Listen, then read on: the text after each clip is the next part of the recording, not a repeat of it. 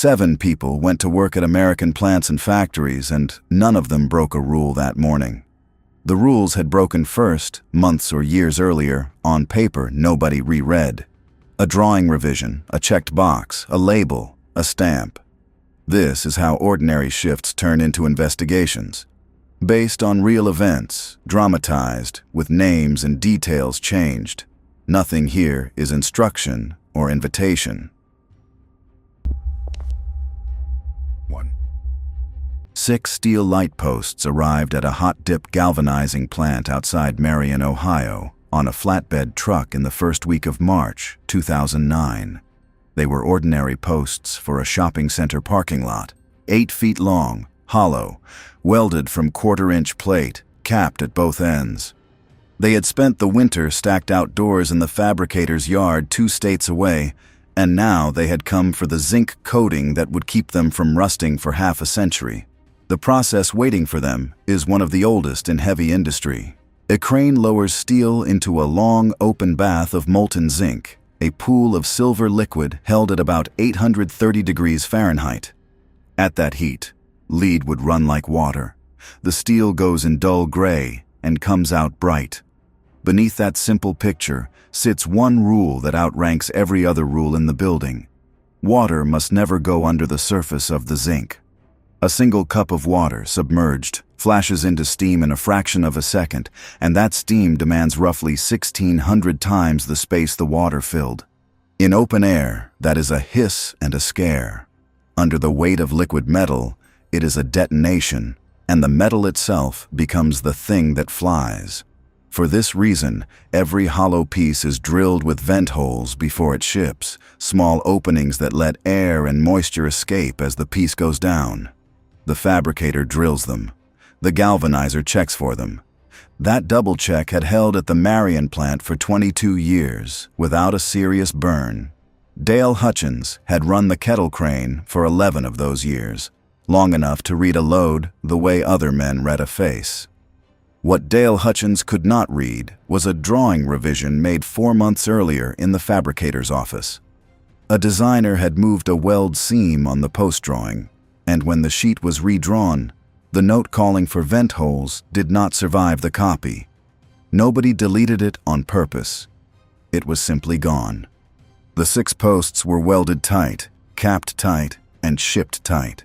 Through a wet Ohio winter, the 2 at the bottom of the stack took on rainwater through pinholes in their seam welds, openings barely wide enough for a wire. Water crept in over weeks. It had no way out. By the time the truck was loaded, each of those 2 posts weighed several pounds more than the dry ones above them. It was a difference no scale was asked to notice and no hand could feel. On the morning of March 9th, the receiving inspector checked the posts for thread damage and surface readiness because those were the items his checklist named. Venting belonged to the fabricator's paperwork, and the fabricator's paperwork arrived stamped complete.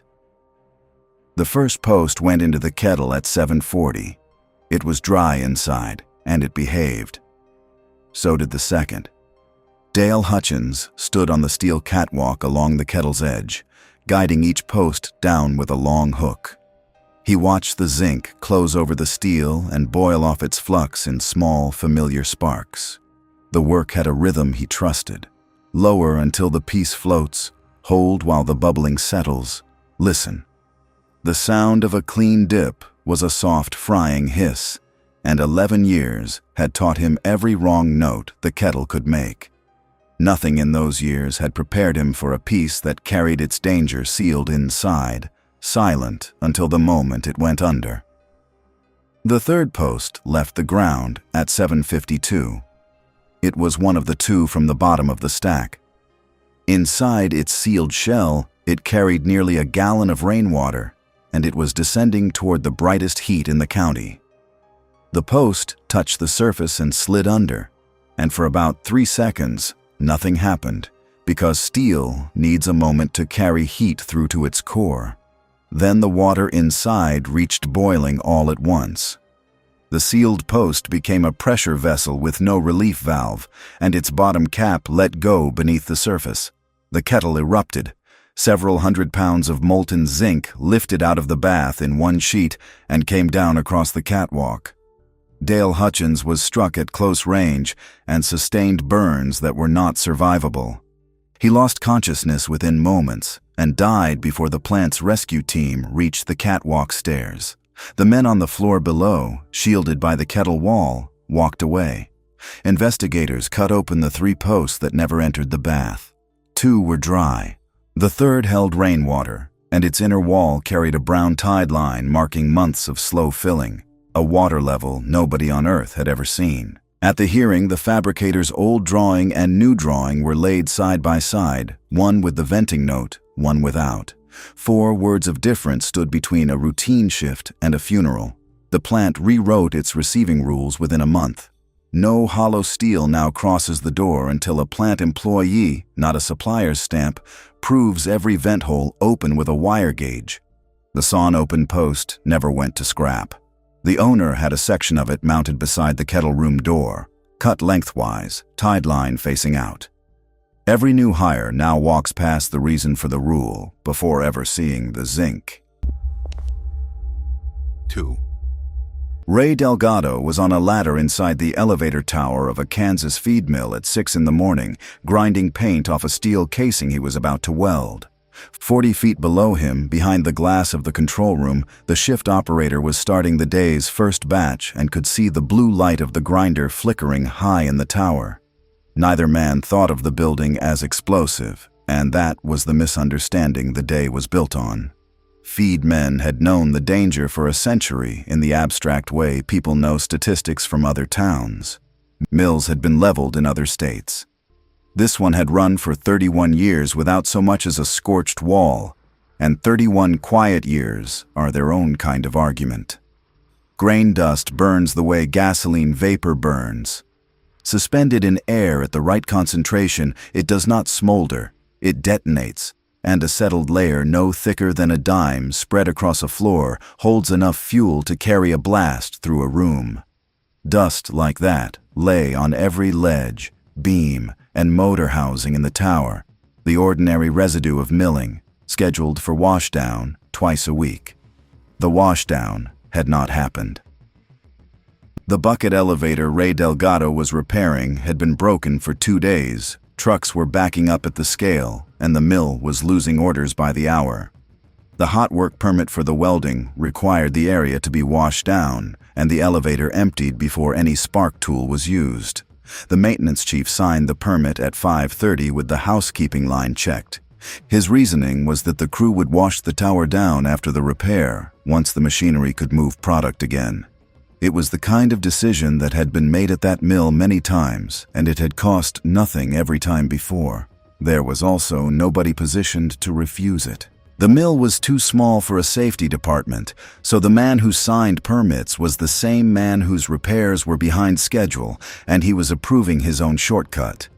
Nobody above him would ever see the form unless something went wrong. The operator watched the grinder's light for 20 minutes while his mixers ran. At 6:21, the light stopped, and there was a pause while the welder changed tools, and then the smaller, steadier flare of an arc appeared. What the operator could not see was a piece of hot slag dropping down inside the elevator casing into the boot at its base. Spilled meal lay packed a foot deep in that boot. The slag sat in the meal and smoldered, unseen, for most of an hour, working its way toward the dust floating in the confined column of the casing. Ray Delgado finished his weld at 6:50, checked the seam, and climbed down to the gallery floor to stage his gear for the next section. The mill around him ran normally. Trucks rolled across the scale. The mixers turned, and the morning proceeded on the assumption that the dangerous part of the repair was already over.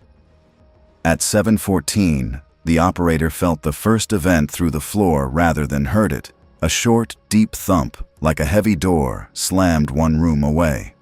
The primary explosion inside the elevator leg blew an inspection panel off the casing and sent a pressure wave through the tower, and the pressure wave did the one thing the situation could not absorb. It shook every beam and ledge in the building, and the dust of 2 unwashed days lifted off those surfaces at once. The tower filled with a gray cloud denser than anything in its history. The burning boot below it supplied the flame. The operator saw the tower windows light up orange, all of them together, and then the second explosion took the roof off the head house and folded the tower's east wall outward into the yard.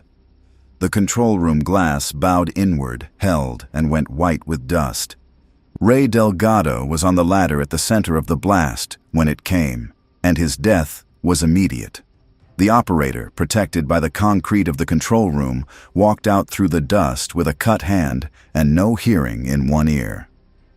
He gave investigators the timeline on which the entire inquiry was later built. The elevator boot told the rest, its packed meal burned hollow around a bead of welding slag. The report also recorded what the skipped washdown would have cost the mill: 2 men, 4 hours, and a few $100s in lost blending time.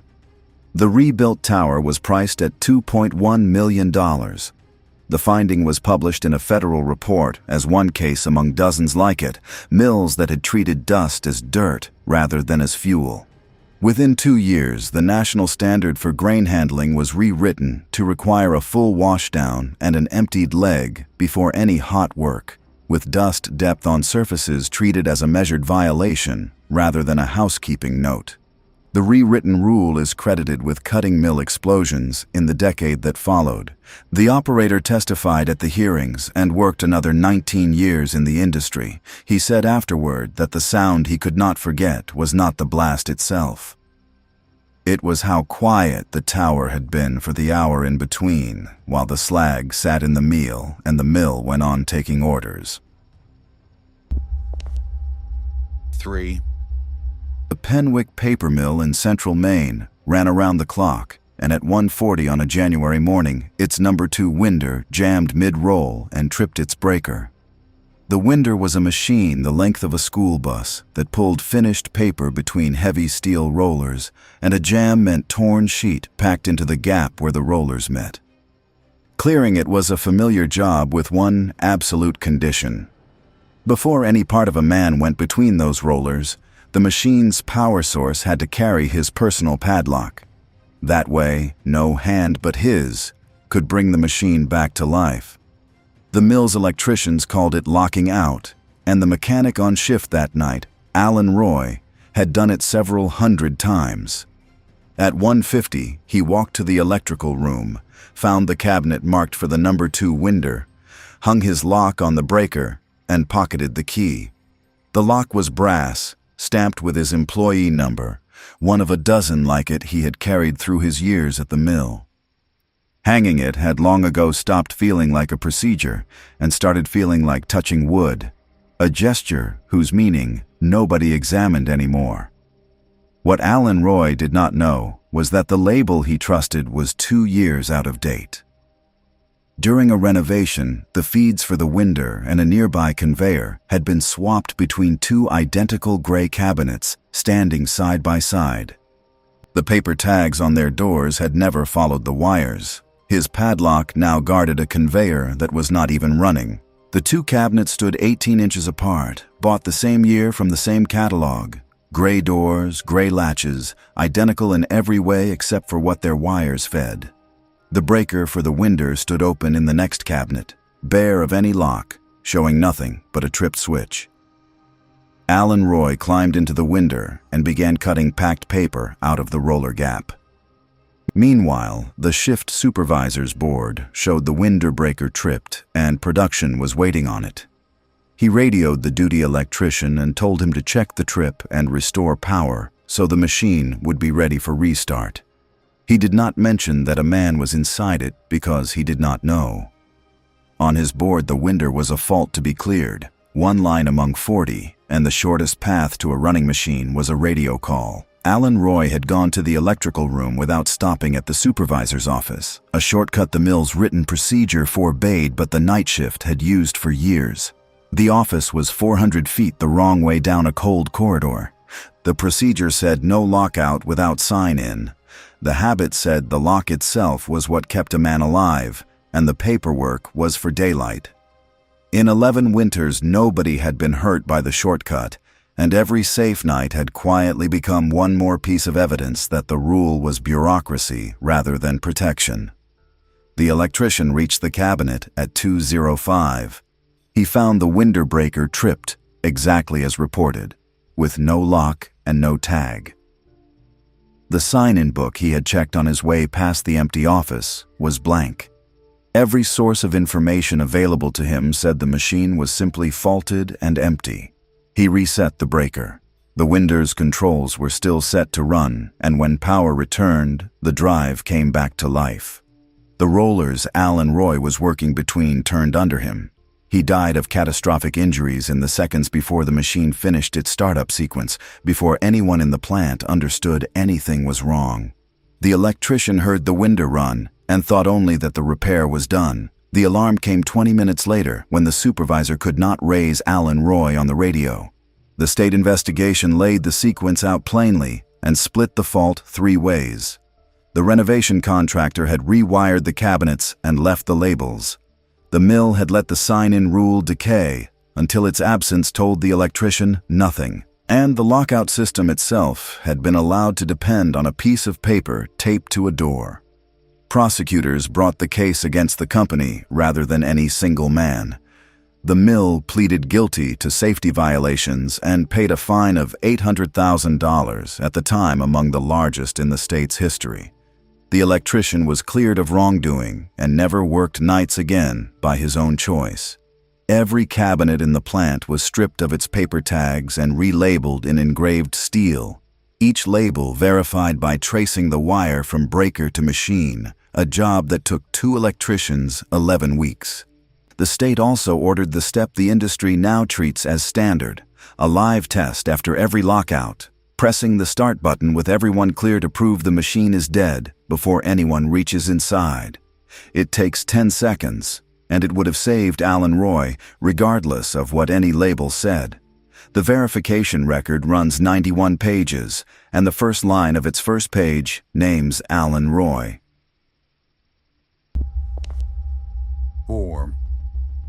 The call reached a volunteer fire department in eastern Wisconsin at 8:50 on a Tuesday morning. 2 men down in a tank at the juice plant. The crew vented the tank with a fan before entering because their confined space procedure demanded it, then sent a man down on a rope. At the bottom of a stainless steel vessel the size of a small silo, he found the plant's sanitation worker and the sanitation crew lead. Both were dead. Neither carried any injury. The air meter, lowered in after ventilation, read completely normal. The tank was clean, washed the night before, still smelling faintly of citrus and rinse water. There was no machinery inside, nothing to fall from, nothing to strike them, no chemical stored, no heat, no current. The coroner recorded 2 healthy men lying in an empty steel container, and for a full day the case refused to add up to anything. Theories came and went. A shared heart failure in 2 men of different ages was absurd. Fumes from the night's cleaning were suggested and dismissed because the wash records showed nothing stronger than a citric rinse, and the swabs taken from the walls came back clean. The answer was a pipe near the top of the tank, and to understand it, investigators had to start with what the plant made. Juice spoils when it touches oxygen, so before each fill, the plant flooded its empty tanks with nitrogen gas to push the ordinary air out. Nitrogen is not a poison. It makes up 4/5 of every breath a person has ever taken. The danger is only in what it displaces, and in a blind spot built into the human body. The body has no sensor for missing oxygen. The alarm that makes a held breath unbearable responds to carbon dioxide building up in the body, not to oxygen running out. In pure nitrogen, a person breathes easily and feels nothing wrong, and within a few breaths, consciousness switches off with no warning the body is capable of giving. The night shift had washed the tank and, following the checklist, opened the nitrogen line so the tank would be blanketed and ready for the morning fill. The checklist was correct. The gas was invisible, odorless, and sitting in the tank like still water when the morning shift arrived. The two men it was waiting for had worked together for 6 years and lived 4 streets apart. The crew lead had hired the younger man himself, and the plant knew them as the pair who stayed late when a line ran over. The sanitation worker was finishing his walk-around when he looked through the top hatch and saw a rubber gasket lying on the tank floor, dropped during the night wash. 3 years earlier, entering a tank had required a permit, an air test, a harness, and a second man standing at the hatch. Then the plant installed a system that cleaned the tanks with spray heads from inside, and nobody needed to climb in anymore. The tanks were struck from the confined space program as equipment no one entered. The rule did not die in an accident. It died in a paperwork update that was, at the time, perfectly logical. So there was no meter at the hatch, no harness, no attendant, and nothing to stop a careful man from doing the obvious thing. He climbed down the fixed ladder to pick up the gasket.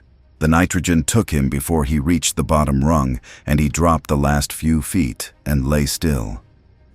Perhaps 10 minutes later, the crew lead came looking for him, saw him through the hatch, and shouted down into a tank that swallowed the sound. What he did next is what almost everyone does next, which is why the pattern is so well documented. He climbed in after his man. He got one hand under the sanitation worker's shoulder, and then his own body ran out of oxygen it had never noticed losing, and he went down beside him. Investigators later timed the whole sequence with a weighted dummy and a stopwatch. From the first man's climb to the second man's collapse, everything fit inside a quarter of an hour. Around them, 200 people were at work, and nobody heard a sound. A forklift driver found the open hatch at 8:40 and could not raise anyone on the radio. Death for both men had come within minutes, without pain and without understanding, which the coroner noted as the only mercy in the file. The federal investigation ended in citations totaling $41,000, contested by the plant's insurers, and settled at 28. No new rule followed because no new rule was needed. Air testing before entry, an attendant at the hatch, a rescue plan that does not involve climbing in. Every one of those requirements already existed, written years earlier. Each had been lawfully filed away when the tanks were reclassified. The gasket that started it was recovered and photographed for the record. It cost about $4. The same quiet death is recorded somewhere in the country, roughly a dozen times a year, and in about half the cases the second body belongs to the person who went in to help. 5.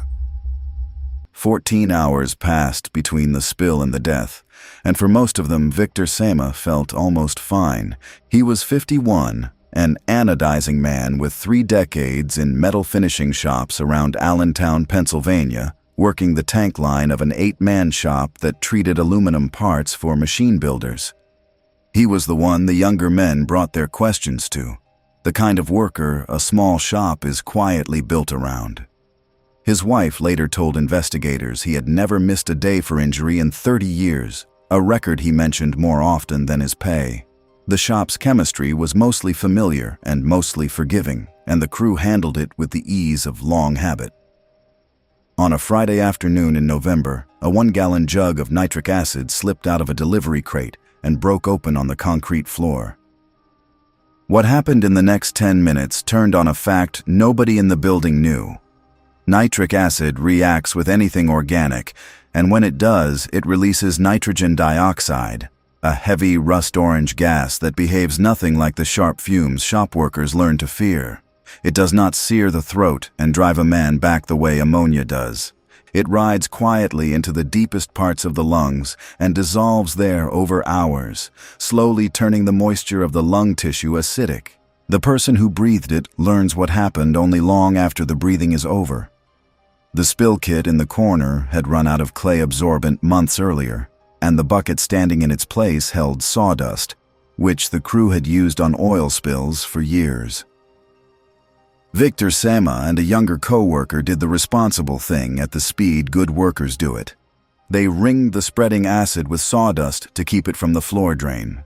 The sawdust is organic. Where it touched the acid, it hissed and darkened, and thin, orange wisps rose from the ring, drifting at knee-height.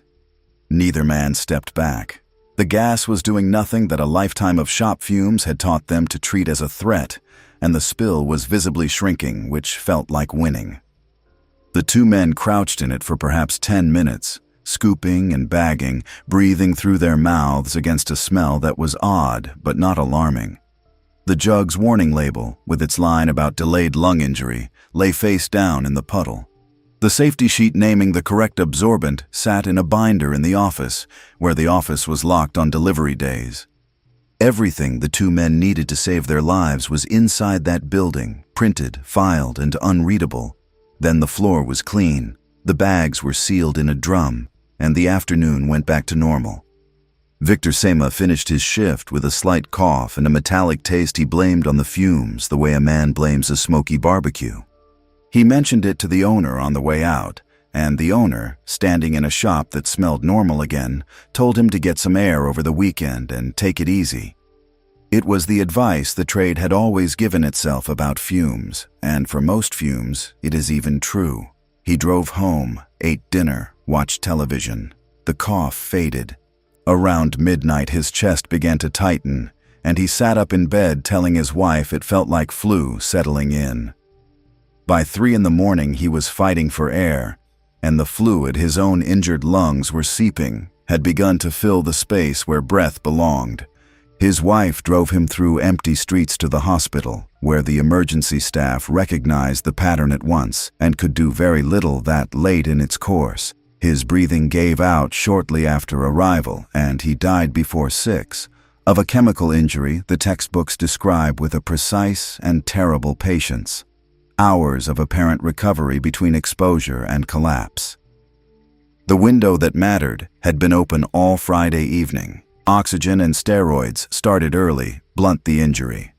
The emergency physicians later said that a man who arrives at 6 in the evening with his story told has every chance of keeping his life. But the gas's own silence had disguised the wound. No one in the shop had been taught that an orange wisp deserves an emergency room, while a burn on the skin does not. The younger co-worker had crouched in the same fumes a few minutes less. He woke that night with a tight chest, heard by phone what was happening to Victor Sema, and reached the same hospital in time.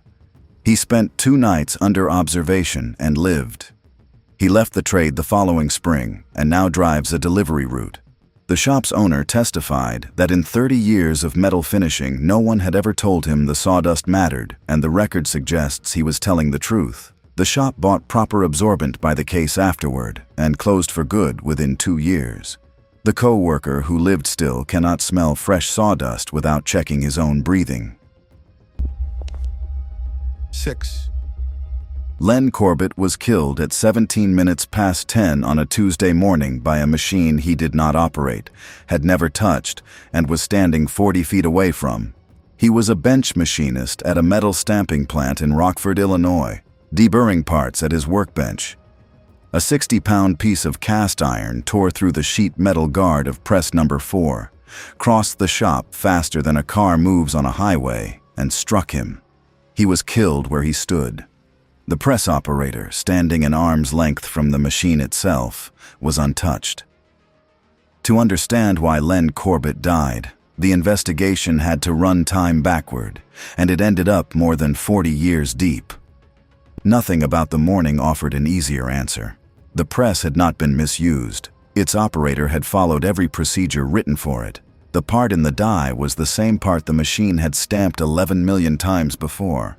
Press number 4 was built in 1962, a stamping press 2 stories tall, driven by a flywheel 5 feet across, a massive iron wheel that spins constantly and stores the energy each stroke of the press borrows. In motion, a wheel of that size carries roughly the energy of a loaded pickup truck at highway speed, held in a circle close enough to touch. The wheel was cast iron, and cast iron has a split personality that every engineer of that era designed around. Squeezed, it is enormously strong. Stretched, it is weak and brittle, and a spinning rim is always being stretched, because rotation constantly tries to fling the rim outward against its own iron. The men who designed the wheel knew this and set its working speed with a wide margin of safety. That margin held for half a century, and then it was spent in a single afternoon of good intentions. 2 years before the accident, the plant needed more parts per hour from its old presses, and a production manager approved a simple change: a larger motor pulley, spinning the flywheel about 15% faster. The paperwork classified it as routine maintenance. No engineer reviewed it, partly because the change looked trivial, and partly because the pressmaker had gone out of business in the 1980s and there was no one left to ask. What the paperwork missed is that the outward pull on a rim grows far faster than the speed does. A modest gain in speed placed a punishing new load on iron sized for a gentler century. Deep in one spoke of the wheel sat a flaw from the original casting, a hollow seam the size of a fingernail, harmless at the old speed for 50 years. At the new speed, it began to grow. Each start and stop of the press worked the crack a little wider, the way a paperclip bent back and forth whitens and gives. As it crept toward the rim, the crack stayed hidden under a half-inch coat of black grease and old paint. The plant's inspection program called for a visual check of the flywheel twice a year, and twice a year a man with a flashlight looked at the grease and found it uneventful. The inspection was not lazy. It had been written in an era when the wheel ran at a speed that made cracks a distant theoretical concern, and nobody had ever gone back to ask whether that era had ended. On the Tuesday morning, at the 400th stroke of the shift, the crack reached the length at which iron stops arguing. A section of rim let go in one piece. The wheel's own stored energy did the rest, hurling the fragment outward through a guard that had been designed to stop flying belts, not flying iron. It crossed the shop rising slightly, passed through the space above an empty forklift, and reached Len Corbett's bench. The entire event, from the crack's final jump to the far wall of the shop, took about a quarter of a second. No reflex on Earth was relevant. The plant shut down for 9 days. Dye testing of the other 3 presses found 2 more cracked flywheels, both hiding the same casting-era flaws, both pushed past their margins by the same pulley change. Either of them was perhaps months from the same morning.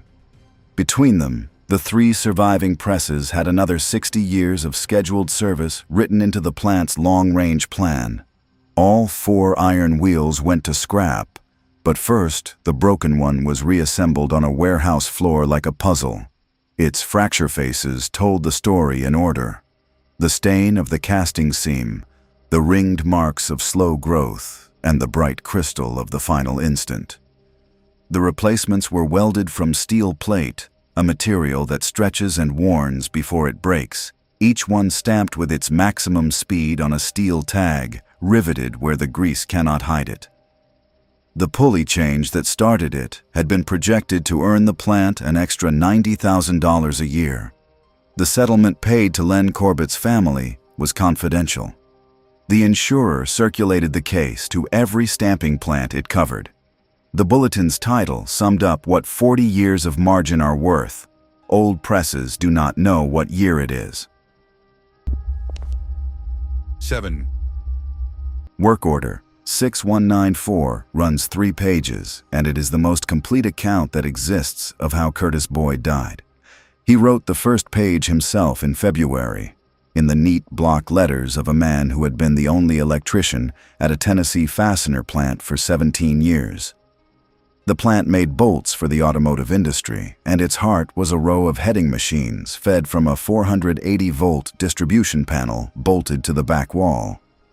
The panel was older than most of the men who worked near it. Boyd's February entry describes what he had found inside during a routine check. Connections darkened by heat, insulation the color of toast, and a smell he wrote down in one word: scorched. His recommendation filled 2 lines. Replace the burned connections, a day of work, requiring the whole line to be shut down and the panel to be dead while he did it. Electricity gave the plant no other honest choice, For a reason Boyd understood better than anyone in the building. When a connection loosens and burns, the damage feeds itself. Heat weakens the joint. The weakened joint makes more heat, and the end of that road is not a blown fuse, but an arc flash. The moment current abandons its wires entirely and leaps through open air. The air in its path turns to glowing plasma several times hotter than the surface of the sun.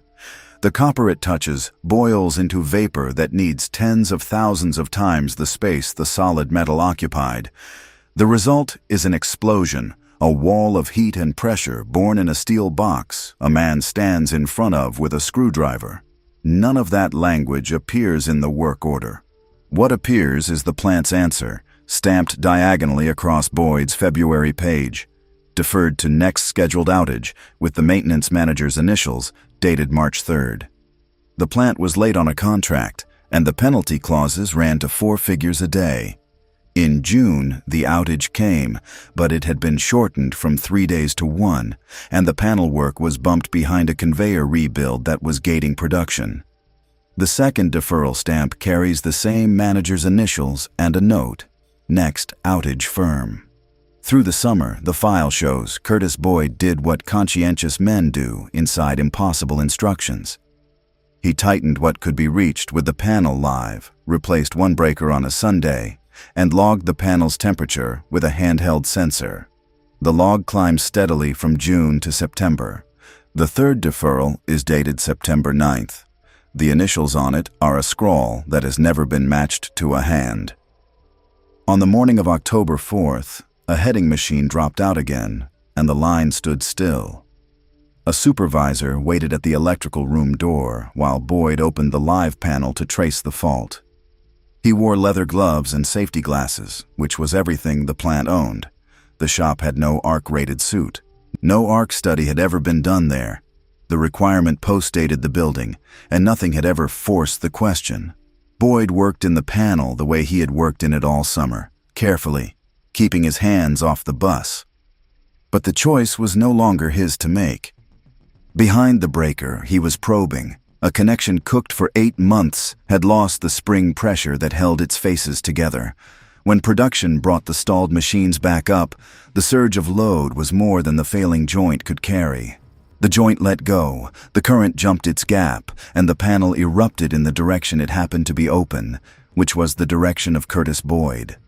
The blast threw him across the electrical room and set his shirt alight, and the supervisor in the doorway put the fire out with his own jacket. Boyd never lost the record of those seconds. He was conscious, talking, asking about the panel. Burns across a third of the body kill slowly and politely at first, and the plant's ambulance report reads almost hopeful. He died in a regional burn unit 9 days later, with his wife and the plant manager both in the corridor. The state investigation had the rare luxury of a paper trail that confessed everything. It reconstructed the joint's decay from Boyd's own temperature log and priced each deferral against the penalty clauses. Its conclusion fit one sentence. The fatal condition had been documented in writing by the man it killed 239 days before it killed him. The plant paid its fines and bought its suits and hired contractors. Only one line of the file stayed open. The initials on the third deferral, the one that carried the panel into October, were denied by both managers authorized to sign it. Handwriting analysis came back inconclusive. No charge was ever brought because no hand could be attached to the stamp. The repair Boyd specified in February was finished by an outside crew 3 weeks after his funeral. The line was down for 5 hours and 40 minutes. Work order 6194 is closed, marked complete and filed, and the question of who signed its last page has outlived everyone's willingness to answer it. Every death in this video was preventable on paper, and every prevention lost to schedule, habit, or a signature nobody owns. Here is the uncomfortable question. At your own job, which safety rule have years of quiet shifts convinced you is just bureaucracy? Name it in the comments. If these cases are worth telling, like the video and subscribe for the next file.